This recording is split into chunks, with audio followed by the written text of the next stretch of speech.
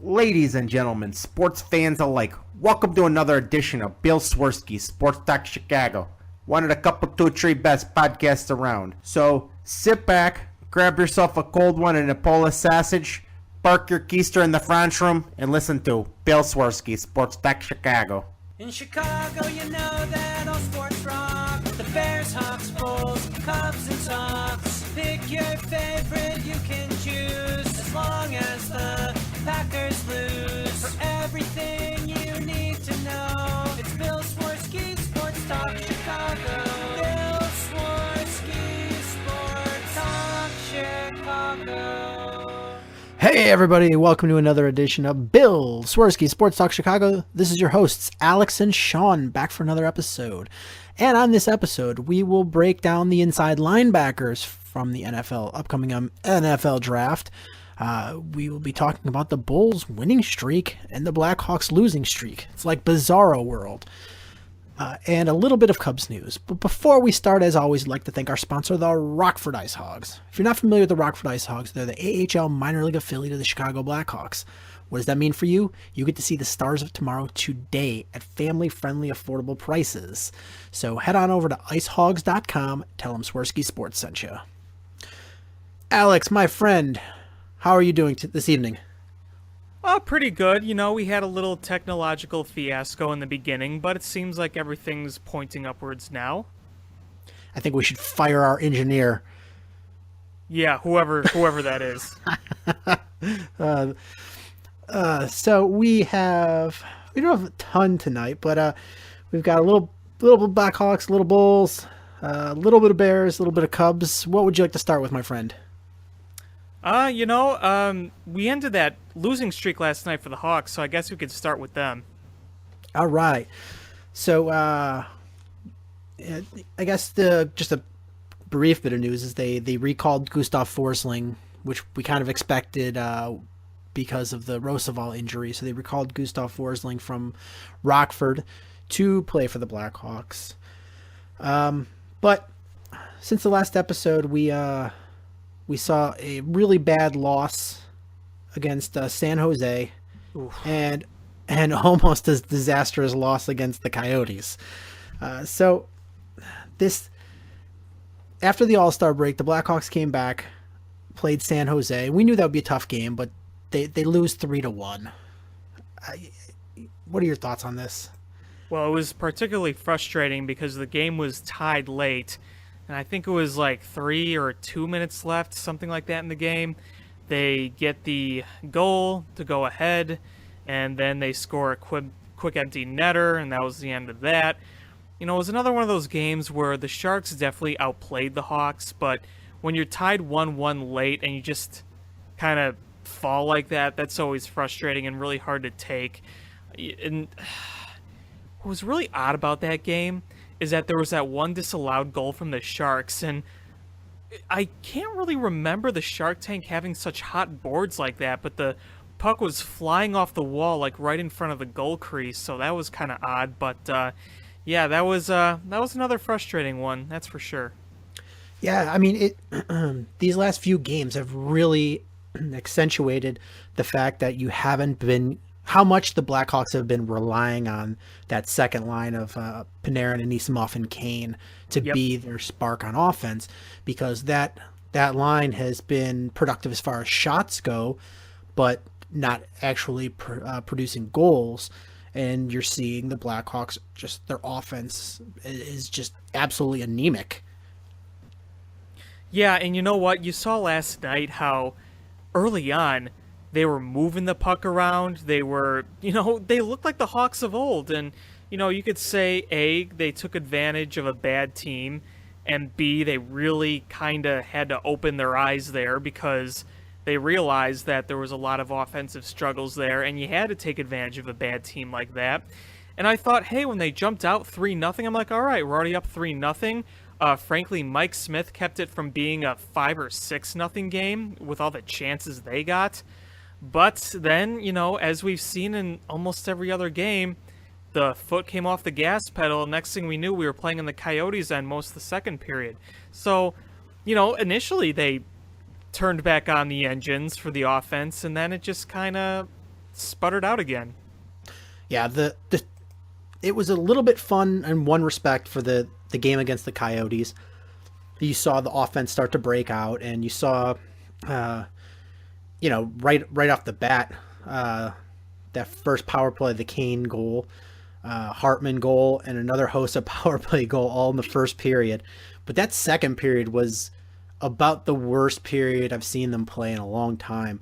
I mean, what do they have, 5 or 6 penalties in that second period alone? 3 of them because they shot the puck out of play. I mean, every now and then it happens, but to do it 3 times in one period, that's just crazy. Or they did it at least 2 times in the second. They might have done it, maybe it was the third one was in the third. I just remember they did it 3 times last night. Yeah, and they had that penalties 9 seconds apart, so it essentially gave almost 2 full minutes of 5-on-3 power play. Right. And, I mean, that really helped the Coyotes get back in this game, because I mean, to give the credit to the Coyotes is they were down 3-0 quick, and and they did not give up. They didn't give in. They kept fighting back, and 2 different times in this game the Blackhawks had a 3-goal lead, and and they had to hold the Coyotes off at the end of the game. Right, and what was frustrating about that was the fact that they were up 3-0. It looks like it's going to be an absolute laugher. Okay, they get one back, but then we got one back and it was 4-1, and I'm thinking, okay, this is the point of the game where you just retake control, do what you did in the first period, and win this game maybe 5 or 6-1. But next thing you knew, it was 4-3, and I thought when it was 4-3, I'm thinking in my mind, there's no way this game isn't tied by the end of the period. It was also kind of frustrating considering that third goal was just kind of on a fortuitous tip, but I mean, it doesn't show how the Coyotes really were playing that well despite that tip, because they were, and it wasn't like some random garbage goal. They were coming hard and spending a lot of time in the Hawk zone, and they took advantage of that. They got a tip that went their way, and next thing you knew, it was 4-3. Yeah, I mean, this was another game where the Blackhawks were outshot. They were outshot by the Coyotes. The Coyotes won more faceoffs than the Blackhawks, and the Blackhawks were out-hit 46-8. Wow. Yeah, that's...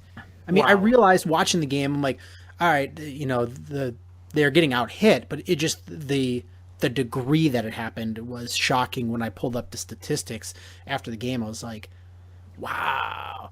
I want probably sometime tonight after my kiddo goes to bed, I still have it saved on DVR. I'm going to go back and just kind of fast forward through because it just seems mind-boggling that it was that disproportioned. Right, and obviously the Hawks get out hit every night, but by that proportion, that, like you said, was what was really shocking. And the other thing that I noticed was when the Hawks were taking all those penalties, it just seems like the passing for the Coyotes was a lot crisper. I mean, obviously, they had a man advantage, so that's going to happen, but it just seemed like in that second period, even after the penalties were over, like it was just a completely different team in the Coyotes on the ice, not the one from the first period that looked like the game was already over within the first 10 minutes. That kind of stuff can make all the difference. You get a penalty or 2 here or there, and you're passing, you score a goal, you're doing the right things, and then you just kind of keep building up from that, and that's what we saw from the Phoenix Coyotes. Yeah, it's I mean, there are positives to take away from this game. You can't take anything away from the Coyotes. They played tough, but even though they're not particularly a good team, but they did bring it. They brought this game, and they do have some good pieces on their team, but yeah. Oh, yeah, they're not a garbage team, but they're just underperforming this year. But there's pluses and minuses you could take away from this game for the Blackhawks. I mean, the minuses is why is it this close against a team that you're superior than, and you had so many good shots, and you had a 3-goal lead in the first period. And 2 is like, why is your goaltender giving up? Not playing well. You're not getting good goaltending right now. You're not getting good defensive play. These are all bad things, and this is coming off of the first time all season that the Blackhawks went a 3-game stretch without getting any points. Right. Which is and- kind of funny to think about, considering how inconsistent their play has been all year.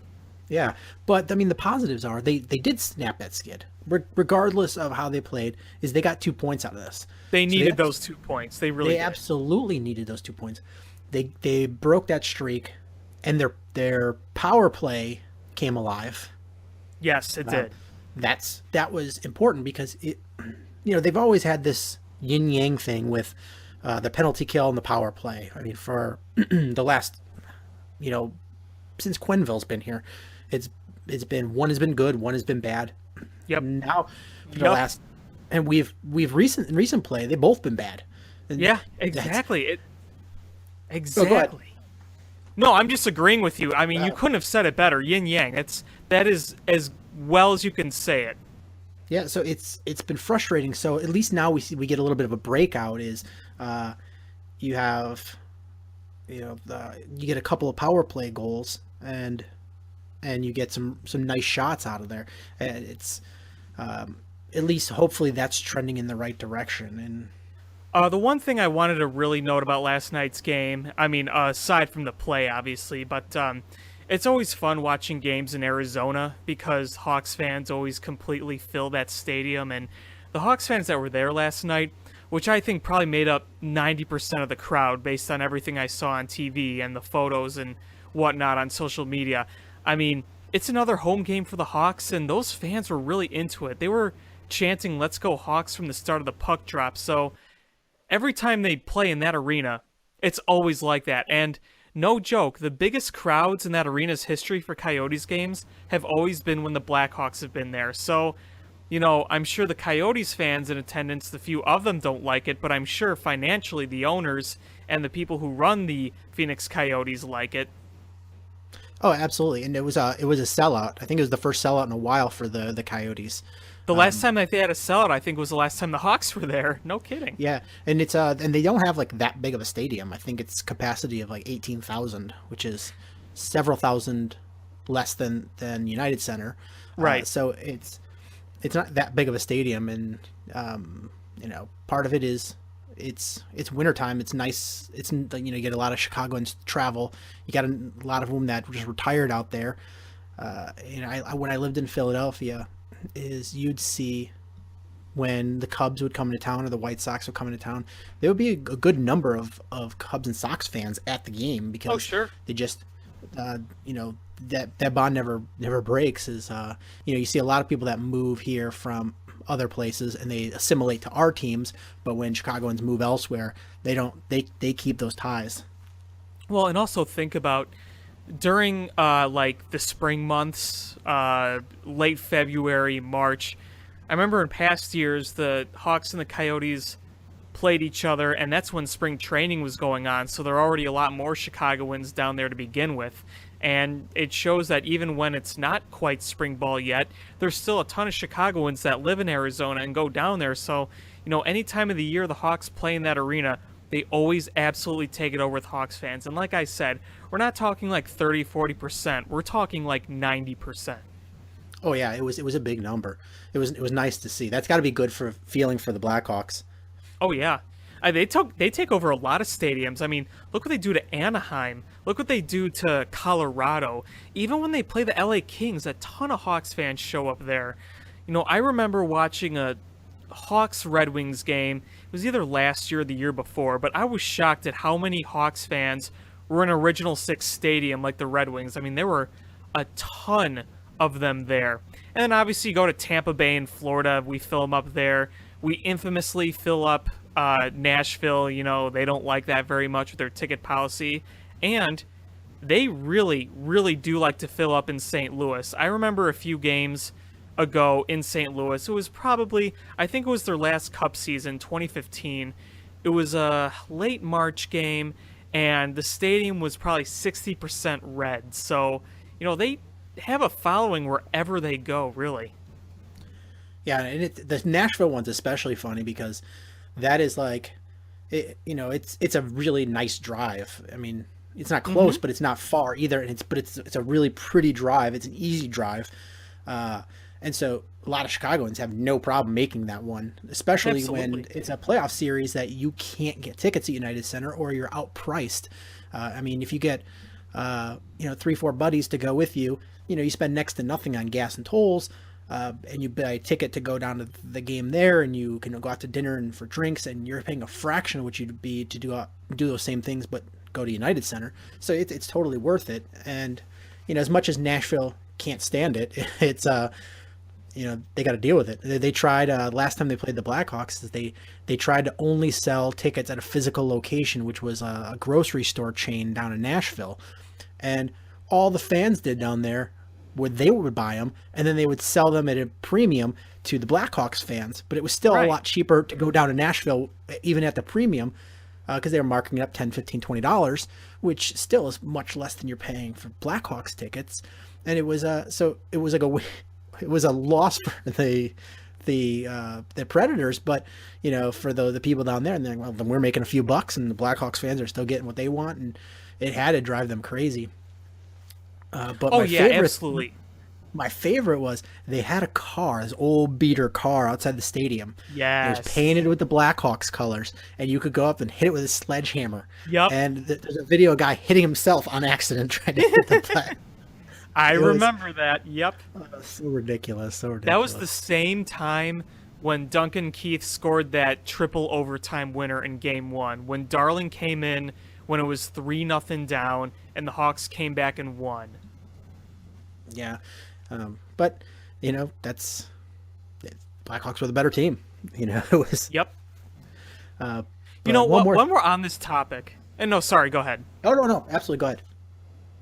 Well, we're on this topic of Chicago fans traveling well, and I was trying to think of the right time to bring this up, but I think it is the right time to bring this up with you. I want to talk about Game 7 of the World Series, and you probably have an idea of where I'm going with this. And it's the insane amount of Cubs fans in Cleveland that night when they won. I mean, it wasn't like scattered. It was insane amount. There's two things about this. Is one, on one hand, it's sort of, it's awesome to see. I mean, it's so awesome. The other hand, if you think about it, is I don't know if you've ever been to Cleveland. It's a pretty economically depressed place. Yeah. So with the prices of those tickets, is Chicago's a much more wealthy city with a lot more wealthier people. Absolutely. They could afford to go, but I mean, still the prices of those tickets and people shelling out the money plus the trip out there, it was awesome to see it. I mean, it was awesome. And the other thing I wanted to point out was, remember the guy that they just kept showing by himself on his cell phone, with the Indians jersey. Yes. They just kept showing him all throughout the game because he was on his cell phone the whole game. And somebody took that picture and made a meme out of it, and it said, hi, credit card company. It was like when they were down by a lot and it looked like it was going to be a blowout. It was like, hi, credit card company. I'd like to dispute a $4,000 charge on my credit card. I was like, oh, that's a go, because that guy had to have been livid at some point that he spent all that money and they were getting blown out. But then, turned out to be a great game, even though their team lost. Yeah, and I think from what I heard, it wasn't a huge amount. It was a very small amount of people, but from what I heard on social media, somebody said this, that there were a few Indians fans, even by the 7th inning, who just kind of given up and left. Not a lot, but they said there was, a few who did. I mean, the stadium was probably 98% full by the time the game ended, but I think there was a very small amount of Indians fans who also just kind of threw in the towel after the first few innings because the Cubs were up big and it looked like it was going to be a runaway. Obviously it wasn't, but when the final out was made, when Bryant threw that ball to Rizzo as he slipped with that smile on his face and it landed in the mitt, you just heard this giant roar, and they panned the crowd after 15 minutes, I'd say, after the final out was made, and the stadium is just completely blue, and the stadium is still about half full, and it's all just blue, and that gives you a perspective of what it was like that night. Absolutely, and it's, and I want your honest opinion about this. Is say this was the roles were reversed, and this was in Chicago. You were at Game 7, and the Cubs were getting routed. Would you stay till the end? And if you did stay till the end, and they ended up losing in extra innings, like the same way, would you have stayed and watched the celebration by the Indians players? I would have stayed to the end. I would have stayed maybe a few minutes after the game, but I think a few minutes is all I'd be able to take. I'd kind of want to see how it unfolded no matter what, but as for like a big celebration, I'd probably leave after a good few minutes, because one of the big things is that the World Series trophy and MVP trophy are traditionally presented in the locker room, so it's not like you could even look at that. It's not like the Stanley Cup where, it's always presented in front of the crowd. I mean, I've seen some of those trophies presented in front of crowds, but it's not always the case. So, yeah, I don't even know if I would stay for that, even if it was on the field. But, I doubt I'd stay more than 5 minutes. I'll go with that pretty much.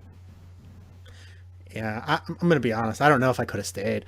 I don't know if I could have. Like, I remember, actually, 10 years ago tomorrow was when the Bears were in the Super Bowl against the Colts. Yep. And I was on cloud 9 at the beginning of that game, and then by the end, I was just absolutely miserable. I mean, So was I. I know I was miserable. I know I was a miserable person. I can't imagine what other people that had to be around me thought, because I was miserable. So I can't imagine what I'd be like. And that was, I'd seen a Bears Super Bowl, and I didn't have the Bears team that year exceeded my expectations. So I wasn't expecting much. But with this Cubs team, I don't know. I'd probably been a crying wreck. Yeah, me too. Me too. And that Super Bowl, I just remember sitting in my friend's basement with my arms crossed. I was just very quiet, just kind of staring at the TV. And as soon as the final tick was made and the confetti started coming down, I couldn't watch anymore. I just couldn't. I look back at that Super Bowl and I say, well, the way the Bears kind of just played like garbage the second half, they didn't really deserve to win it, but I was still really disappointed.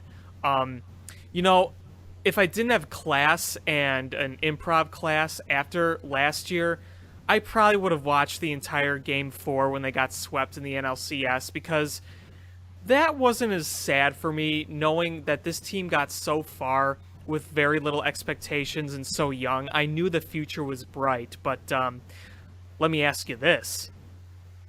Were you watching the end of Game 7 in 2003? Yes. I can tell you exactly. I was living in Philadelphia at the time, and I was actually going to bring this up. Is a buddy of mine. He lives in Orlando now, but he's from Philadelphia. He's a big Philadelphia sports fan, but he had no horse in the race. So he was over at my house, and I had my rally hat on, and I was just sitting there, and afterwards I just was like numb. And he was like, later on, he was just like, I didn't know what to say to you. And he's like, I just saw the hurt in your face. And he's like, Yeah. I didn't know what to say to you. And,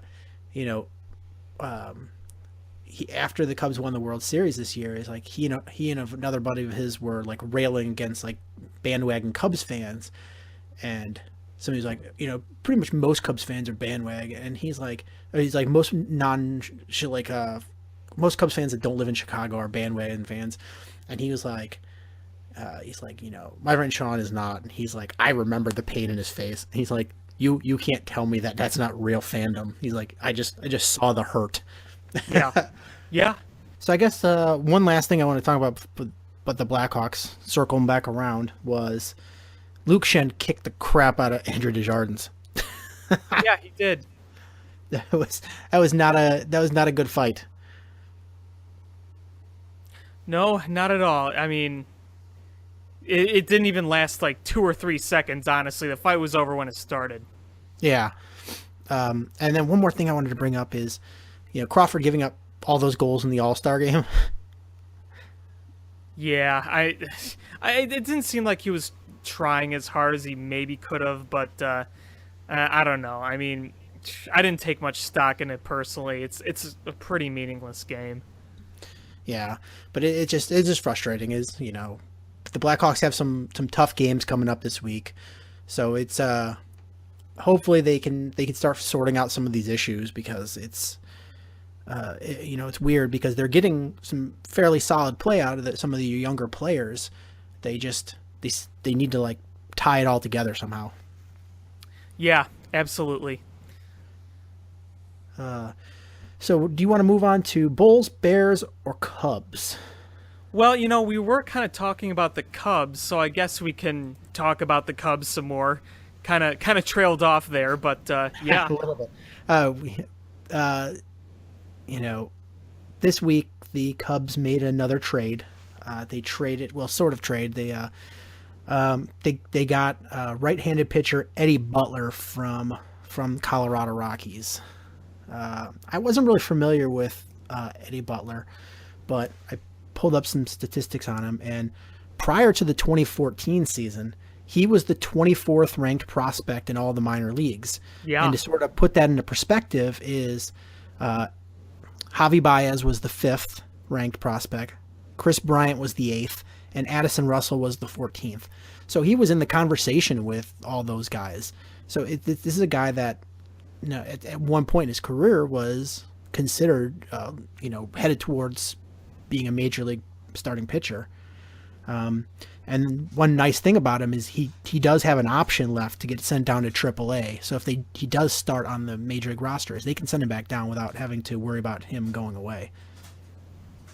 Yeah, and you know what? It's kind of funny because it might be somewhat of a relief to him to get maybe a fresh start to, maybe someday pitch in the majors, because I don't know exactly how thrilled a lot of pitchers are to be pitching in Colorado. Oh yeah, that's a tough place to pitch. It's such a hitter's park, and it's so. I've never pulled the actual statistics of it, but the reputation is and the eyeball tests show it's such a hitter's park. I can't imagine any pitcher that has a lot of other options deciding to go there voluntarily. Right, and you think about the last few really good seasons a pitcher had in Colorado. The one I could really think of that stands out to me was back in 2009 when Ubaldo Jimenez had that career year. Other than that, it's like you look at every Colorado pitcher and you think, well, their ERA is probably a little inflated due to the Colorado aura of the thin air and the traveling ball. Also, it doesn't seem like even outside Colorado, when they played on the road, their pitchers were much to brag about, but there was definitely some inflation. But yeah, can you really think of a great pitcher in Colorado? Ever, really? Yeah, it's not a good place to pitch. But with Eddie Butler, he's got, with the Rockies, he has 36 appearances, 6.5 ERA, a 1.77 WHIP in 159.1 innings, which is not good. Yeah, I'm not even going to pretend that was even not good. Great. And even his minor league numbers weren't fantastic. He was 32 and 25 with a 3.33 ERA and a 1.2 WHIP. But clearly they see something in him, and the Cubs have done some nice things, and with project pitchers. So taking a flyer on this kid where they gave up basically nothing. They gave up James Ferris. James Ferris. I don't even remember seeing him on the Cubs their farm reports. So it's and they gave up some cash towards the international draft.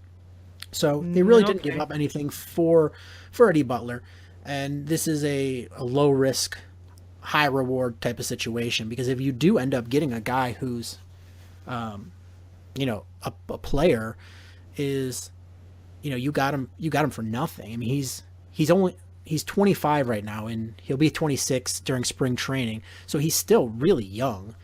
I think it was a nice move, and I think that they're going to try to pull a few more of these to see it's more of a let's identify some key traits in guys, bring in a few of those guys, throw them all against the wall, and see who sticks. Yeah, I mean, look how many times the Cubs have done that with pitchers under Theo's regime.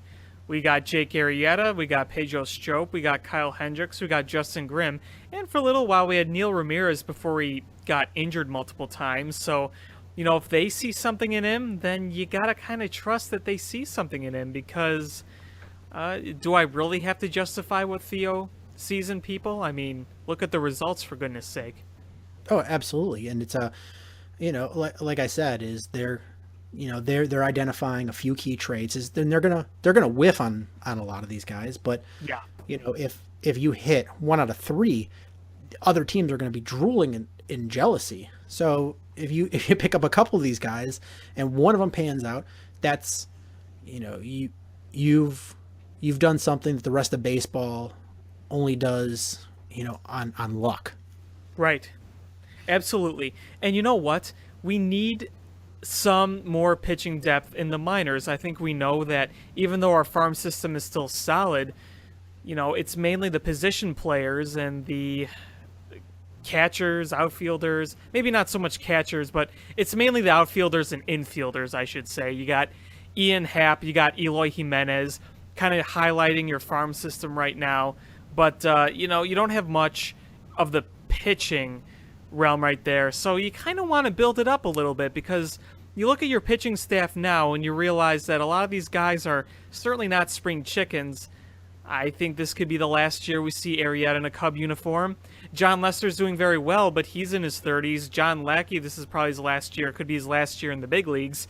So, you want some pitching depth to come up in the minors. And, sure, pitching is easy to come by. You can find starting pitching in other places, but you also want some young stuff too. Whether it's minor leaguers or, prospects that haven't really proven much in one system and maybe can prove in another system, like we're hoping with this guy, starters or relievers, so that kind of thing. Yeah, and it's I was reading somewhere, it was in Yankees fans, and they were talking about how they stole Gleyber Torres from the Cubs. He's going to be a star. And I said, all right, listen, I think he's going to be a good player, but where was he going to play with the Cubs? Nowhere. The Cubs infield is full of all-stars, and they're all young. Like, where was he going to play? They were going to have to move him anyway for him to get a shot in the pros. And the Cubs, sure, they only got a rental. I mean, they probably could have gotten a lot more had they waited, but they got the thing that they needed to get that World Series that the fans wanted. At the end of the day, if Theo never wins another World Series with the Cubs, he is going to be the golden god in this city, because he brought us the one in our lifetime. Well, absolutely. Absolutely. And you think about Gleyber Torres and what he's done recently. I mean, he tore up the Arizona Fall League, for goodness sake. It's not like it's AAA. Yeah, so it's it's a bird in the hand is worth 2 in the bush, and getting that title this year, where we, as much as he wasn't great those last couple games in the World Series, we wouldn't have got to that point without making that trade. Absolutely not. Absolutely not. And you can talk about stats all you want. You could talk about blown saves all you want with Chapman. The truth of the matter is, the series ended in a Cubs win. The season ended in a Cubs win. The Cubs won the World Series. And that makes any kinds of those trades worth it. And you know what? Guess what? When you're a contender, you're going to have to trade prospects. You're going to have to give up some young stuff. We're not rebuilding anymore. We're not bringing up anything in looks of the future. We are contenders now. We are the World Series champions. We are going to be contending for years to come. This rebuilding, keep the farm stocks thing, it's almost come to the point where it's like you can't worry about that as much. Yes, I know I just said you want to get some young guys in the farm, pitching-wise. And, I mean, he wasn't a pitcher, so, if you can get some guys like that, like Theo is doing right now, that's a good thing. But you don't have to keep stockpiling your farm system, and you don't have to worry about who can potentially become a star at this point if you don't need them. That's the biggest thing. They don't need young infield talent. They have all the young infield talent they can get. Pitching, sure, they could use a little of that in the future, but not infield talent. It goes back to your point. Where is he going to play in the future? There would be no room. Yeah, no room at all. It's the same thing with Eloy Jimenez. I don't know where he's going to play. I don't know what he's going to do. And I think Jed and Theo realize that, and they're going to eventually try to move him to bring in young starting pitching that they can cultivate and have controllable young arms. Right. And this kind of whole thing relates to my whole thought about the Cubs and their whole, not the Cubs themselves, but the fan base. I shouldn't have said the Cubs, but the Cubs fan bases also desire to part with Schwarber and Almora and Happ for like Chris Sale or Jose Quintana. Things are great with the big league club as they are right now. I mean, why do you want to part with that? So, that's kind of my whole thinking, and I think that's Theo's thinking too. They don't want to give up on those guys. They have spots right now, so if they're going to have spots right now, there's not much room for much else when it comes to position players. I'm glad you brought up Kyle Schwarber there briefly. I just want you to let this sink in really quickly. Kyle Schwarber is 23 years old. Mm-hmm. He's going to be 24 on opening day, and he is entering his first full major league season. We hope. Yeah. Yeah. I mean, it would have been last year if he didn't get hurt, but yeah. So, I mean, the things that he's done already in this league in a really, really short amount of time. I mean, think about 2 years ago, he was brought up late. Mm-hmm. And last year, he, what was the first week of the season that he hurt himself? Yep. So he got a week of regular season last year. This year is going to be his first full major league season. And and he's already a mature level batter. Like he's not a good fielder, but that bat is lethal. Yeah, do you really want to part with that? I wouldn't.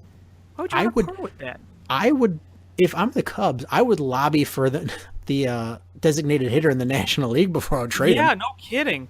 And I'm going to make this argument too. Is he the best fielder? No. But if he can play an average left field with a future stud center fielder coming up, one of the best right fielders in the game, and an entire infield of Gold Glove type play, having an average left fielder isn't the end of the world. I really don't think it's the end of the world. No, and he's spent time working out there. It's right. Not like he spent all off season last year before he got hurt working on it, and I'm sure he spent. He's going to be spending time working on his fielding as well, because going into spring training. So it's not like he's sitting idly by and that's the end product. He's 23 years old, switching positions. It's not like he's a stiff and not a good athlete. He was a college football player, so he's an athletic guy. He's just a big guy. So, I don't think you'll ever, there's no natural level of being an awesome outfielder, but it's one of those things is you can become proficient enough and become an average outfielder. And if you can be average, then the Cubs would eat that up any day. Right, exactly. And like I said, I mean, it's not like your entire defense is average. They have one of the best defenses in all of baseball, so that's why it makes it okay, frankly, to have an average left fielder. And I think a lot of people judge his bad fielding from a very bad NLCS against the Mets in 2015, because let's face it, outfield was a disaster for him in that series. But in the other times he played, okay, the injury, I get that, when he collided with Dexter Fowler, but a lot of the time I saw him play left field, before the playoffs in 2015, he wasn't great, but he wasn't as horrible, I don't think. At least I don't remember him being like that. So, I still don't understand why people would be so easy to give up that bat, because what we've seen from that bat is pretty incredible, and he's not even at his full potential yet. I mean, look at his postseason numbers between 2015 and the World Series this year. I mean, I'm pretty sure his OPS is above 1. And you saw what he did to the Cardinals in the division series in 2015. Yeah. That's awesome stuff. And what do they say that as an MLB player, your prime starts about 26 years old? He's 23. So yeah. He's just about to turn 24. So he's got 2 full years before he even hits his prime. And he's going to get better. He's going to get better because he's got ungodly power. But I mean, if you think about Chris Bryant, his rookie year, you saw a little bit of the power, but you didn't see those numbers like you did in the minors. And last year you still didn't fully even see them, but he put up a ton of home runs. So it's just as you get more comfort level, you're able to generate more of that power. So once Schwarber gets a little more comfortable with major league pitching, which he's getting that timing down. Once he gets that giant bat around, he's going to put some balls out of the park in Wrigley Field, and he can hit it to. He's not a dead pull hitter. He can put it into any field in the outfield. Yeah, I mean, we've seen him hit baseballs to left field for home runs. We saw it in the postseason. We saw it in the regular season. And you look at what Schwarber can do already, and you're thinking, okay, the power is there. He can get on base quite well. Does he want to work a little bit on the swing and the plate discipline? Of course he does. He's so young right now. And there's talks of him leading off this year, for goodness sake. I mean, that's how much of a bat he is. An on-base, extremely powerful bat. At only the age of 24, as you said. Well, he's going to be 24 but when the season starts. But, I mean, isn't that amazing to think about? I'm gonna keep saying this on this podcast. I can't even think about how Cubs fans would be willing to get rid of him. Yeah, I don't care. I don't care about Chris Sale. I don't care about Jose Quintana. You can talk about how great they are over and over, but if you want a guy who can contribute to wins every day, Kyle Schwarber is a guy. Yeah, because my buddy who's a White Sox fan. We always have intense baseball arguments that get heated where we don't talk to each other for a few days. But he got super mad at me because he was like, Chris Sale, he's like, Kyle Schwarber should be a starting point for negotiations, not the finished product. You have to add on to that. He's like, Chris Sale is clearly the superior player. And I was like, want to compare postseason statistics? And just his head exploded. Because Chris Sale is NAs, not applicable. That's a point I keep trying to make. We don't know what he's like in the postseason. We have no idea. It seems like when he hits 200 innings, he just falls off. 200 innings for the first 200 innings, he's one of the best pitchers in baseball, but after he hits that 200 inning mark, he starts to teeter a little bit. Yeah, so, I get having a dominant left-handed pitcher like a Chris Sale would be awesome to have on the Cubs. Oh, but, sure. At what cost? At what cost? I mean, if you could say, oh, we would give up, had they kept Gleyber Torres, if you were like, we'll give up Eloy Jimenez and Gleyber Torres and, a mid-tier prospect. All right, I'm willing to part with that. That I'd be willing to do. Yes, absolutely. And I'm not trying to downgrade Sale or anything. I know he's a really good pitcher. I'm not trying to downgrade Jose Quintana. I know he's a really good pitcher. But to part with these huge pieces that are already established that got us a world championship, to me, would just be silly. Like we said, we don't know what they've been like in the postseason. They've never pitched in the postseason. Yeah, absolutely.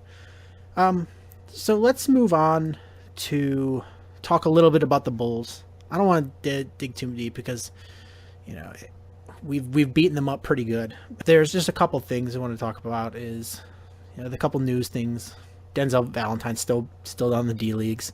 Dwayne Wade got jumped into the middle of the war of words between Charles Barkley and LeBron James, which is funny because Dwayne Wade is just, that guy has, up to this point in his career, has been the quintessential NBA teammate and spokesperson, and everything has been right what they did.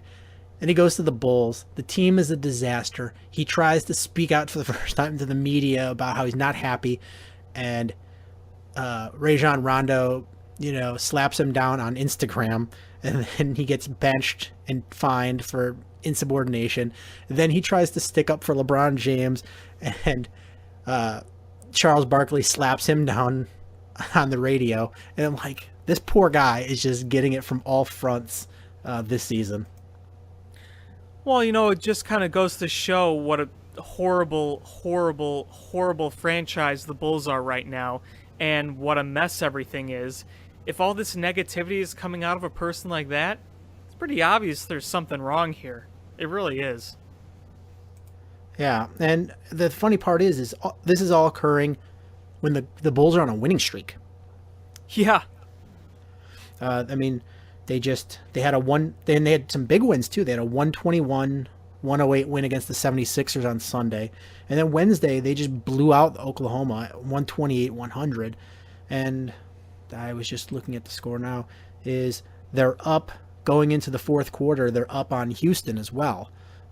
It's like, what's going on is when right when you're ready for them to just start tanking, they turn it on. They're like a parallel to the White Sox. You're like, oh, this team's about to just Jerry Reinsdorf team. Yeah, they're about to plummet to new depths, and then suddenly like, oh wait, they're the hottest team in the league. When it doesn't matter. And then they'll anymore. go back to the depths.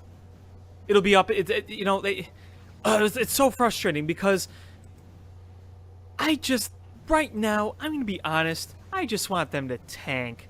I want them to lose. Because you know what? That's the only thing I seeing a huge difference here.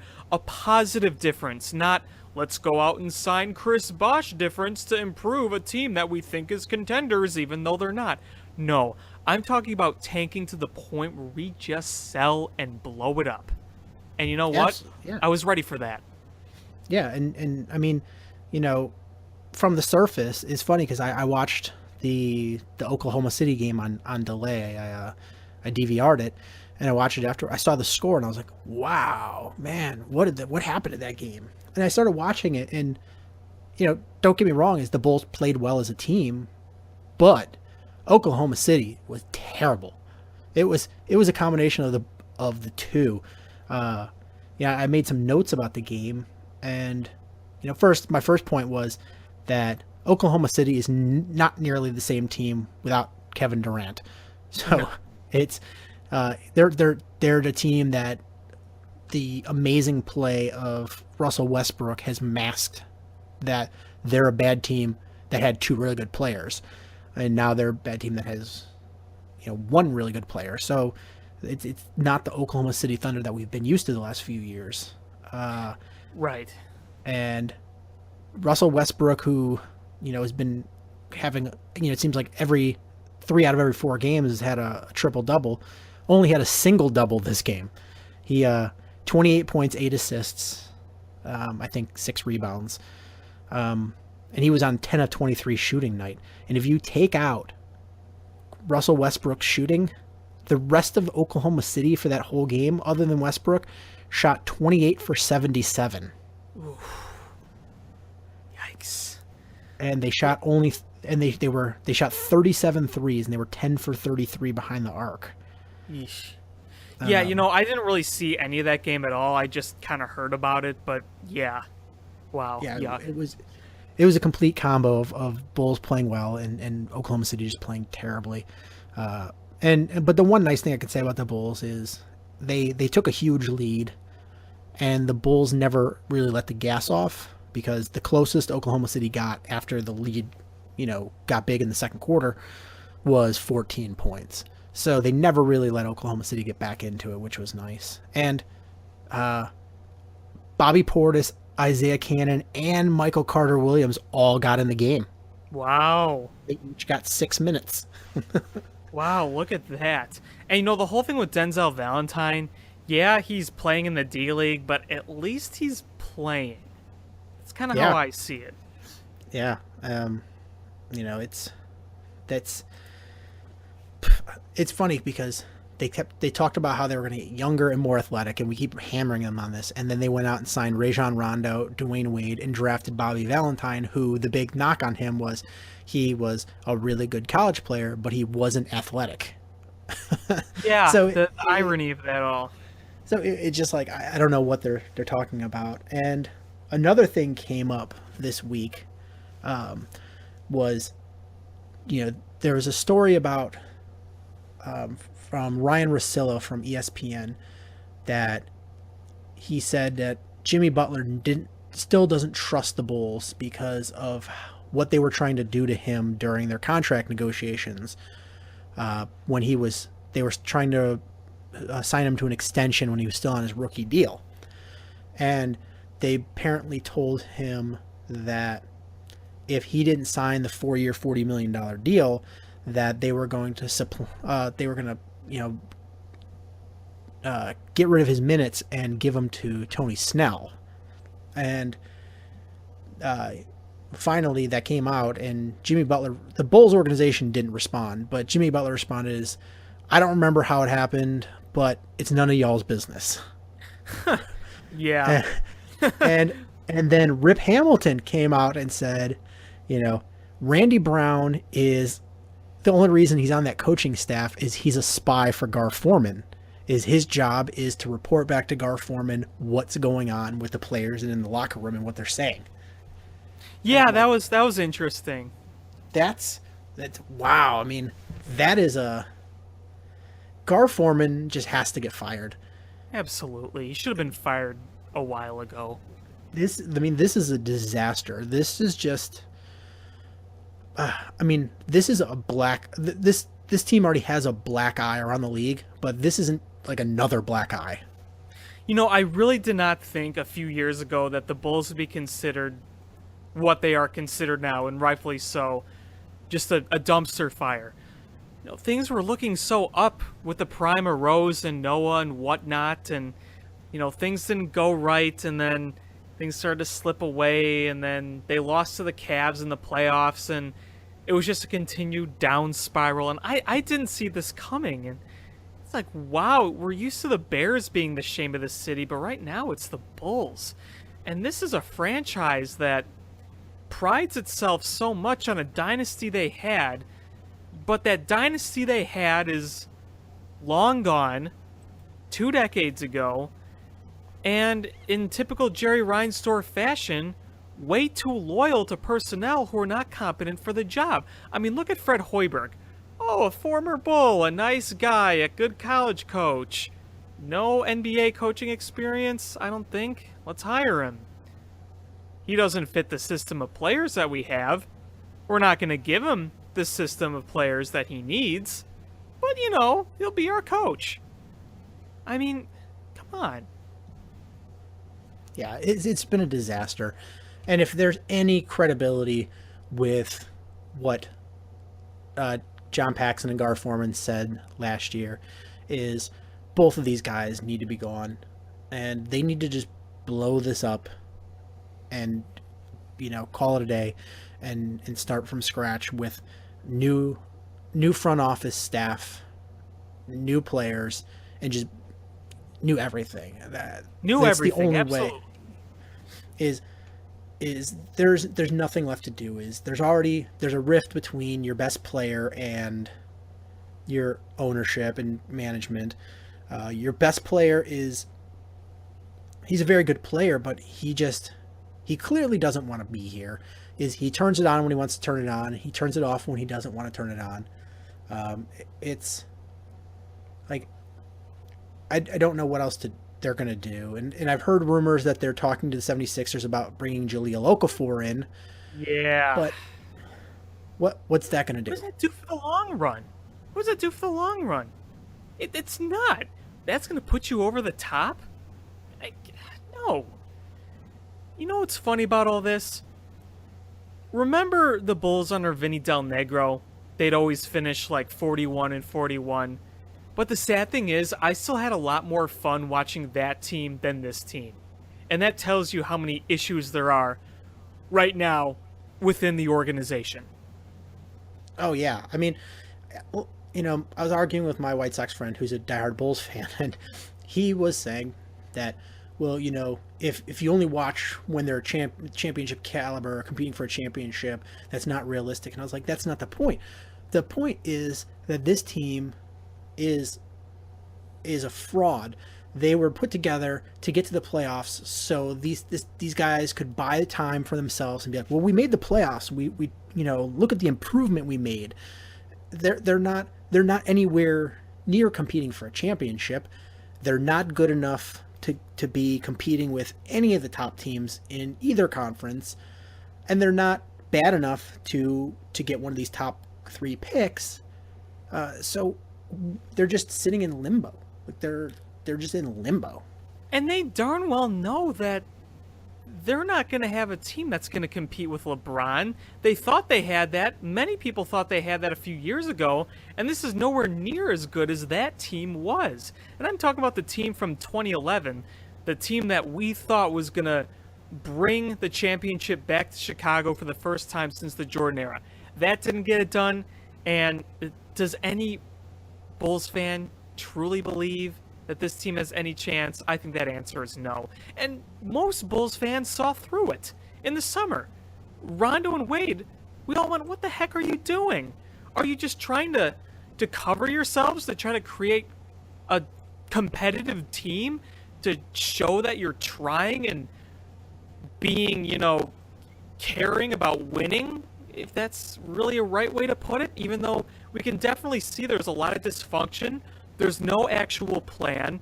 There's no actual outlook for the future. Let's just be competitive and make the playoffs and say we were successful, even though we know we're not good enough to win a championship. We may be lucky to win a playoff series. And some could say, at this rate, they could be lucky to even make the playoffs, which may be kind of difficult considering how bad the East is.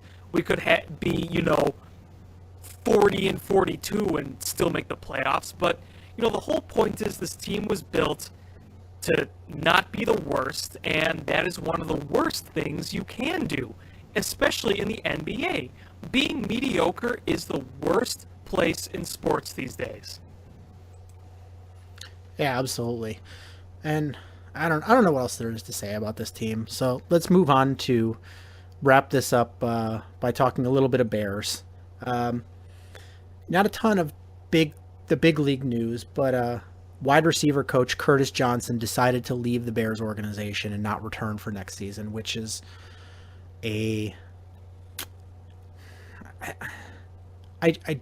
don't know what this says, is because typically when you're a bad team, you fire some of the assistant coaches and the position coaches. That's what you do as the organization, and keep your coordinators and your head coach, you know, to try to, you know, justify that you blame somebody. But this offseason you had a few coaches that were let go by the organization, but then you had a few that chose to leave on their own, which is a little head scratching, because that's not something that usually happens. The position coaches decided to leave a gig where they have a contract. You know, thinking about what you were saying, and it's kind of one of the things where it's like, well, the wide receiver coach, it's not really his fault that our guys couldn't catch the ball worth a lick. I mean, they couldn't catch the ball worth a lick. So it's kind of like you said, when you're a bad team, you tend to fire some coaches, but you know, it's not really a move that I digest and look at very much. It just kind of, meh, they did that, whatever.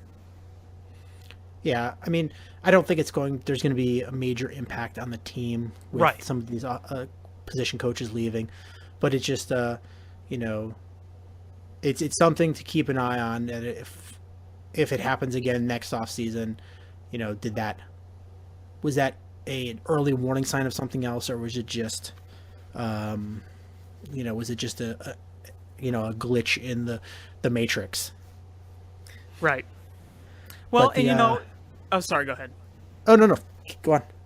No, I was just agreeing with you, and I was thinking, we don't really talk about those kind of coaches much, you know, in the media. It's not like they go out of their way and interview them and get the inside scoop of what they're at. So it's really easy to kind of miss that information of them, what the status is, or even who they are. So, you know, like I said, whatever. Yeah, and the a point I wanted to make, which is I think is kind of funny, is Phil Emery and Shea McClellan are both on Super Bowl teams right now. Yeah, I keep reminding myself that Shea McClellan is on the Patriots. And, you know, I kind of wanted to ask you this, what your thoughts on the Super Bowl were. I know as Bears fans, it really doesn't have much of an impact on us, but, you know, we'll probably both be watching, I would assume. You'd be watching. Yeah, I'm gonna be watching. I'm not doing a party or anything, but I'll be sitting home watching it. I didn't write this down. Normally I like jot these notes down, but there was something I was going to mention is, you know, if you think about the AFC and the NFC championship games, it featured Pro Bowl quarterbacks, all four of them. So you had Ben Roethlisberger, Tom Brady, Aaron Rodgers, and Matt Ryan. Probably four Hall of Fame quarterbacks. Mm-hmm. So it just, you know, it kind of leads into the next point for me, honestly, is, you know, where did the Bears go at quarterback? And the big news this week was that the report is the Bears are hot and heavy trying to go after Tom Brady's backup quarterback, Jimmy Garoppolo. And I know I've been really negative about that possibility, but you know, I think about it is, if you're Ryan Pace, is you could go, you know what, I'm going to play the safe route, bring back Jay Cutler. People are going to be pissed, but at least he's a known commodity. Right. Not the, you know, it's like the devil you know is better than the devil you don't know, because with him, you could be a 8-8 team and go, see, look how much we are improved with everybody being healthy. But if you draft somebody high, or you make a trade for somebody and you fail, then all that blame goes right on Ryan Pace. So if Ryan Pace makes this move or drafts a quarterback in the first round, either way, this is going to define his career as the Chicago Bears general manager. That's what people are going to... It's either he made this move and it was great for the Bears, like Jimmy Garoppolo is a perennial Pro Bowler, or, oh my God, they traded for this guy, and they paid him a lot of money, he was a bust, and we're stuck with Jay Cutler too. You know? And yes. So it's a tough one, and I, at least up to this point, I've been like, I don't know if I would do this, I don't think I would do this, but I at least give him credit for, if he does pull off this trade, that he's putting all his chips on the table and saying, you know, this is what I'm doing. I'm either going to win with this, or I'm going to go out in a blaze of glory. And if it turns out, you know, we could be talking about the Bears in these situations where, I mean, you know, when the Bears made the Super Bowl 10 years ago, we made it despite Rex Grossman, not because of Rex Grossman. Right. And, you know, had we had a caliber quarterback of, you know, even a Joe Flacco, you know, we probably win that Super Bowl. And, you know, going into this game tomorrow is, you know, both teams have deceptively good defenses. They don't do anything great, but they come up big when they need to. The Patriots quietly have had a very good defense this year. Yeah, and the Falcons have gotten better. They have a lot of younger players, so they've gotten better by the end, and they've made just enough plays. They made Aaron Rodgers feel just uncomfortable enough.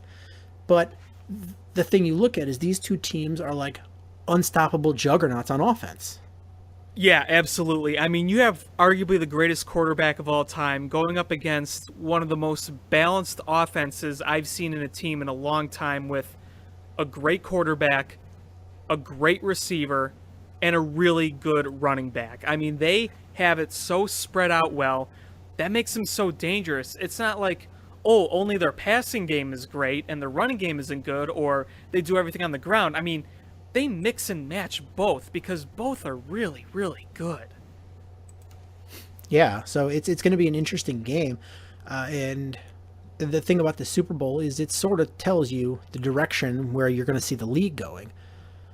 Because, I mean, if the Falcons end up winning, it's going to be, well, we need to build a team around edge rushers that are fast and can get to the quarterback to get the other team off the field. And we're going to have a balanced attack, a good running game and a good passing game. Absolutely. Absolutely. Because, and if the Patriots win, the league's going to go, well, stupid Belichick cheated. Right. Right. I look at this Patriot team, and I've been high on the Falcons all year, and I would love to see Matty Ice get a Super Bowl.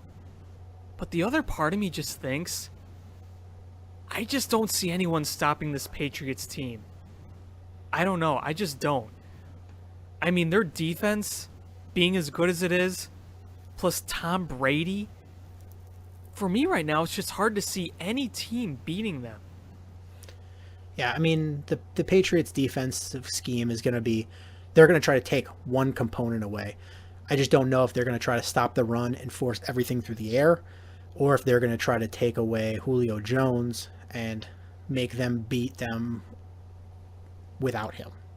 And well, one thing to consider is that, the run game, if the run game keeps going, that keeps Tom Brady off the field. So I don't know if they think of it that way. Yeah, but, if you're the Falcons, your offensive game plan, you better have mix and match, because right, if they go in there and this is what we want to do, and it happens to be right in line with what Belichick's trying to take away, it's going to be a long night. But if you go out there and say, and they try to take away Julio Jones, and you've game planned to win without Julio Jones, as if he wasn't on the field, then you probably are going to walk away with this Super Bowl victory. Yeah, and I kind of predict it, as many people do, to be like a high-scoring affair, but it's the Super Bowl, and it seems like it always goes against prediction. Maybe not always, but it often does. I mean, watch this be like a 17-14 game somehow. I mean, wouldn't that be something for two high-powered offenses to be in a low-scoring game? And it's football, it's the Super Bowl. We've seen that happen before, so there's betting on every single aspect of the game, and some people can make a lot of money and some people can lose a lot of money. That's the whole unique thing about the Super Bowl. It almost feels like the Super Bowl is a fresh start, like a new season.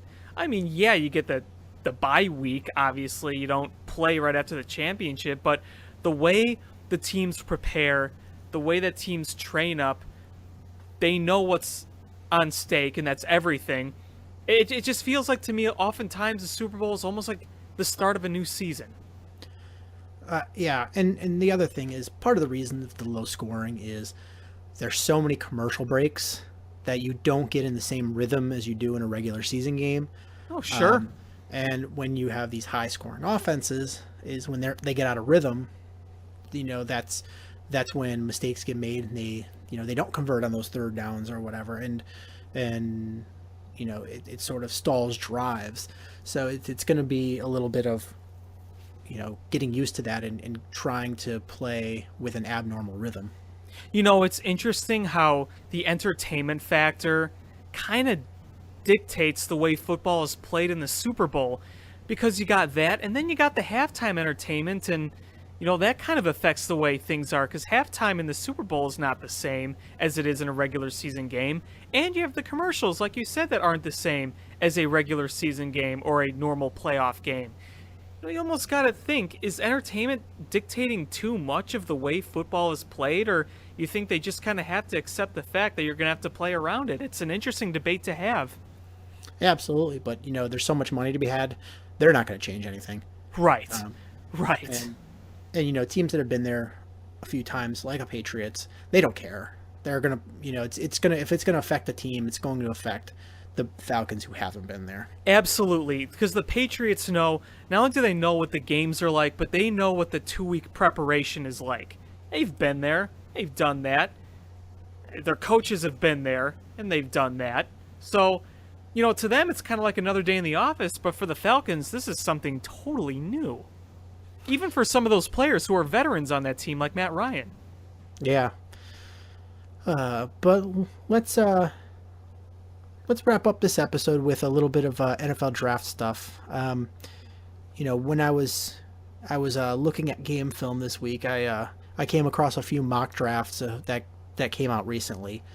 I like to just talk about those to see where the national media is got the finger on the Bears' pulse. And FanRag posted their post Senior Bowl mock draft, and they have the Bears taking the number 3 pick, free safety Jamal Adams out of LSU. Mm-hmm. And in that mock, they had Trubisky going 6 and Deshaun Watson going 12, just so people that are gung-ho about quarterbacks can kind of see where other people are gauging those. So 12, who's got the 12th pick currently? I think that was Buffalo. Buffalo, okay. CBS posted a mock draft. They have the Bears taking Deshaun Kaiser with the number 3 pick. Yeah, I think I've seen that one before too. That was interesting. Lance Zierlein from NFL Media posted his, and he has Jonathan Allen, the defensive lineman out of Alabama, which has been a pretty consistent pick by a lot of outlets this early so far. Right, that's what I've seen the most of as well, yeah. Chris Burke from Sports Illustrated has the Bears taking Deshaun Watson at number 3, which is you don't see too many of those. And then Walter Football put out their first one, and they have Jonathan Allen as well. Yeah, I mean, Allen was the one I've seen the Walter Football mock draft. I saw that with Allen, and then there was another one I saw. I couldn't remember who it was. I don't think it was a major outlet. It might have been like Bleacher Report or something, or someone kind of smaller with that mock draft. But they had the same thing. The Bears taking Allen. So I this week, for those of you that are new to the show, is once we get close to the Super Bowl, up until right before the NFL draft, every week I take one position and pick X number of players from that position, and I watch a lot of game film on them. So I don't just watch I don't watch highlight reels or anything. I actually watch every single snap they play in a game, and I watch multiple games. And if I have time, I'll watch games from the previous season as well, just to see where they've grown or regressed. This week is Inside Linebackers, which I try to take a few more players than this, but this class is not that impressive with inside linebackers. So I did 6. The first one I chose was Ben Boulware. Actually, this one was requested. So if anybody out there has players that they want to see or hear me break down, definitely hit us up on the social medias, and I'll make sure I do that. I have a 2-year-old at home and a job and this podcast, so it's a lot to do. So I just pick a finite number of players, but I pick them arbitrarily unless you guys have a suggestion. So Ben Boulware was a suggestion. He's 6 foot 235 out of Clemson. The pros for him is he was really productive in college.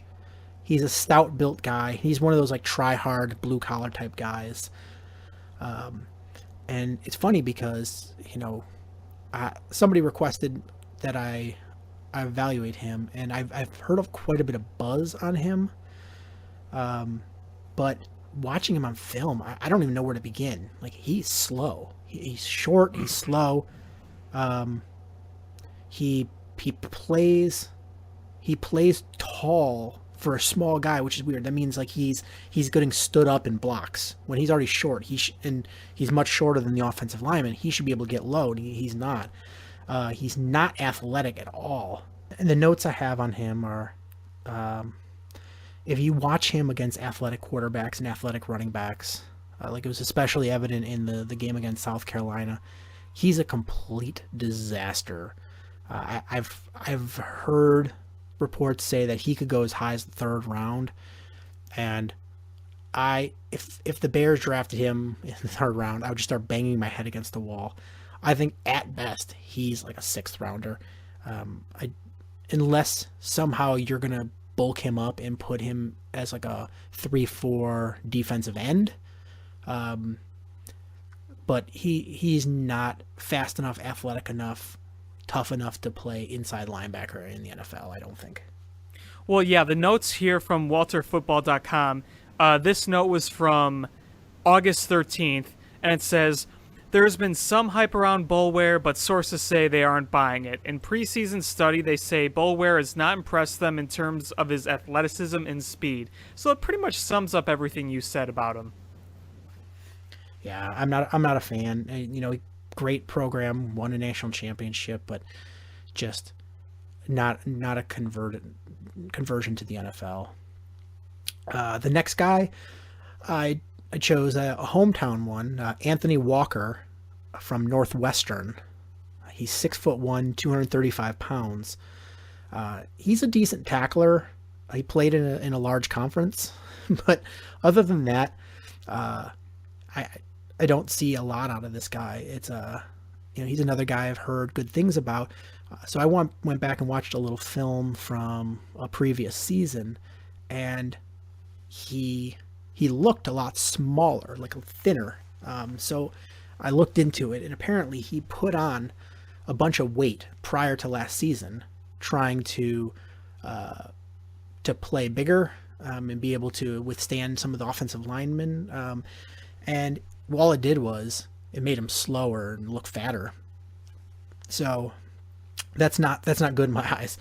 He's pretty awful in pass coverage, and he's not particularly athletic. So if you try to watch him turn at the hips, he's just got really stiff hips, not very athletic. It's weird. If you can watch, it's hard to describe, but he looks like he loses a lot of running backs behind the offensive lineman. And I think that's partly because he's not that tall of a dude. If he can't see the lineman, beyond the offense, or the running backs behind the offensive lineman, he can't see over the top of them, and he kind of loses them. So he'll go to the hole where he thinks he's going to be, and the running back's actually popping out of the hole that he should have been hitting. So it's, I don't know if you call that just bad vision or bad instincts, but this guy at best is an NFL special teamer. But if he can't play special teams by losing some of that weight, Anthony Walker, I think, is going to be a bust in the NFL. He's a do not draft for me, but I could see somebody taking a flyer on him in 6 or 7. Yeah, the notes here, they say that the weight he does need to add on is muscle to take advantage of the NFL running backs, because, obviously you need strength to take those guys down. But, again, you pretty much summed up here. Nothing really more to add on that. We had a listener who reached out about several players, and it's funny because I started going through and looking, and they're all Tennessee players. So I messaged him back, and I was like, I think I know what your favorite team in college is, because they were all Tennessee players. But the first one we have came up this week, and it's linebacker Jalen Reeves-Maybin out of Tennessee, 6 foot 225. He's got decent speed. He's much more athletic than many of the other inside linebackers in this draft, but he doesn't have the best strength. So watching him, he's going to have to get a lot more upper body strength to be effective in the NFL. And he misses too many tackles for me. He's got a little bit of injury concern because he had season-ending shoulder injury this year. Yeah, in September, early on. Yeah, he played inside linebacker quite a bit, but honestly, watching him play, I think where he's going to stick on and where he's going to find his niche in the NFL is playing outside linebacker in a 4-3. I think he's got the speed and the instincts to play that position and be very successful there. And it's gonna sort of mitigate the lack of bulk and strength that he has, because he won't need to play inside linebacker. He can use his speed better. And I noted that I think he's a better runner than he is an instinctive football player. But I think, if you move him to the outside and let him run from sideline to sideline, you're going to be a much better off and utilize his talents.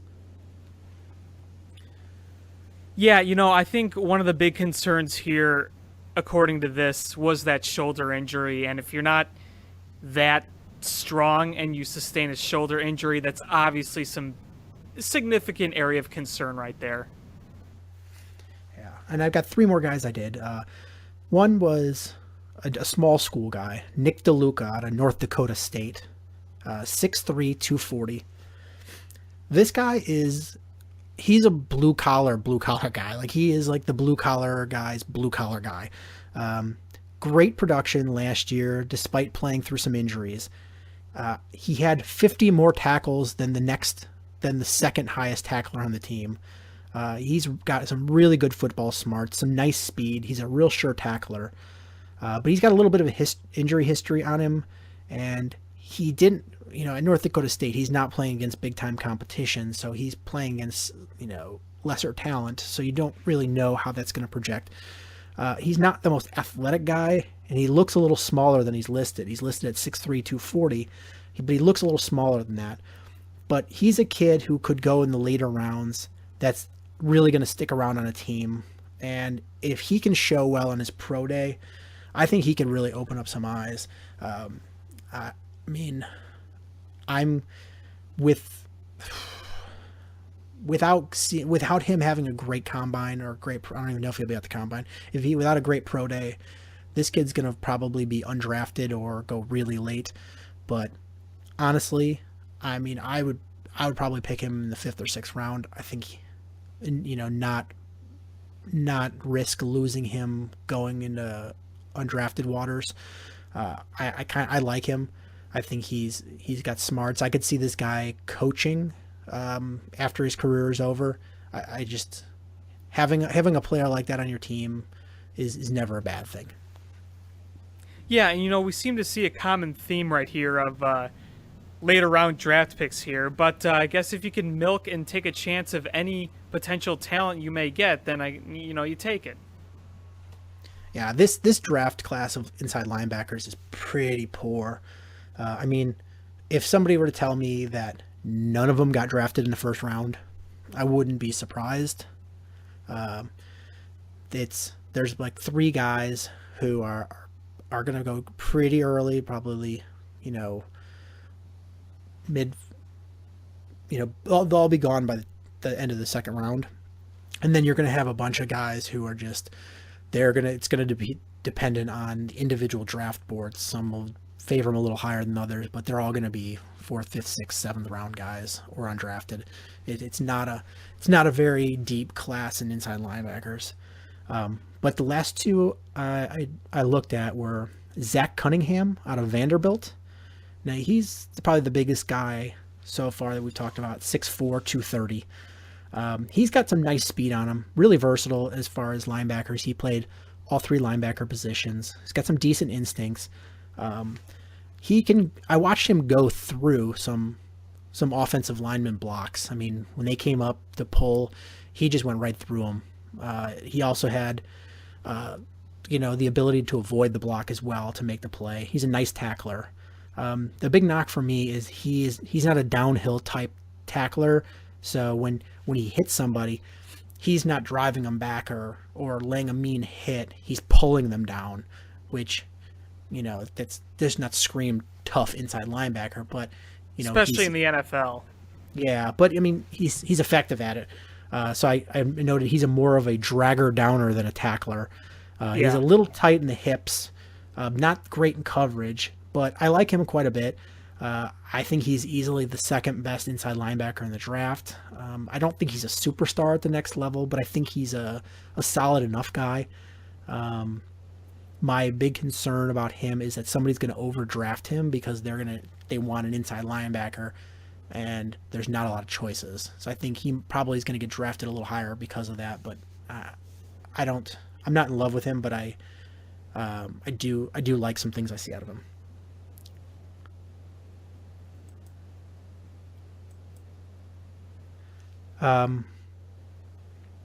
The last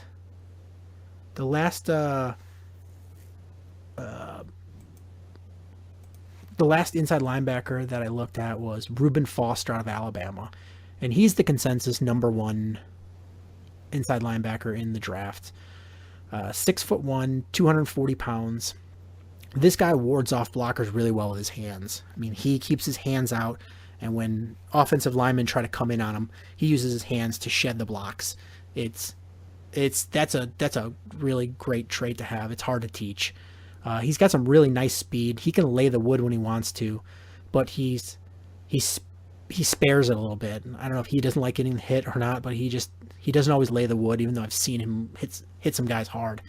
He's a pretty nice tackler. He's a little bit undersized. I mean, he's listed at 240, but he just looks smaller than that. Not as stout as you'd like for an NFL inside linebacker, but I noted he's a decent in pass coverage, but for a guy as fast as he is and athletic as he is and as well coached as he is, he should be better in coverage. He's far and away the best inside linebacker in this draft. He's the only one I think that could start day one for a winning franchise in the NFL. I think he's going to go in the first round, but if you told me he doesn't, he goes early second, I wouldn't be shocked. Yeah, there's one of the notes here says some teams see him as a second rounder, while others believe he will go in round 1 and in the top 20. And they said that's kind of the most likely range here. So it'll be interesting to see. 2015, the 73 tackles, 8 for a loss, 2 sacks, and 9 passes broken up. That kind of caught my eye, even though that was several seasons ago. But clearly he's got a pretty good resume for himself in college. Yeah, so he's a nice player. Somebody's going to get themselves a nice football player. I mean, he's got some things that he's got to improve on, but he's got a well coached from a winning program. He's going to do well in this league. Yeah, we'll see where he goes. It'll be interesting. So I guess that's going to do it for this episode of Bill Swerski Sports Talk Chicago. I think we had a pretty nice show, Alex. Yeah, barring technical difficulties. Yeah, so there may be some areas of the show where it seems maybe a little choppy, but overall, I think we had some great discussions. Next week, we'll be sure everything's up and running for the show. I know it was weird; my microphone wasn't reading into the computer for a while, but we eventually got that fixed. So, I think we'll have much better luck with technology next week. I am very optimistic. Me too. All right, thanks, Alex. So we're going to sign off on this episode of Bill Swerski Sports Talk Chicago. Make sure you are hitting subscribe however you listen to us on iTunes, Stitcher, YouTube. You can follow Alex on Twitter at ShyFanPat1. You can follow the show at Swerski Sports, Facebook.com/Swerski Sports or SwerskiSports.com. Thank you guys so much for listening, and until next time, bear down. Cubs win! What a lucky break! The good Lord wants the Cubs to win! We thank Ditka and God for all they have provided. Cubs win! Cubs win! Cubs win! Oh, I don't want her. You can have her. She's a Packer fan. She can't fit in my van. And she looks like Remember, New Yorkers, smoking crack is not legal on the plains. Bears 31 to -7. The Bears. Oh, when the Bears go bearing down.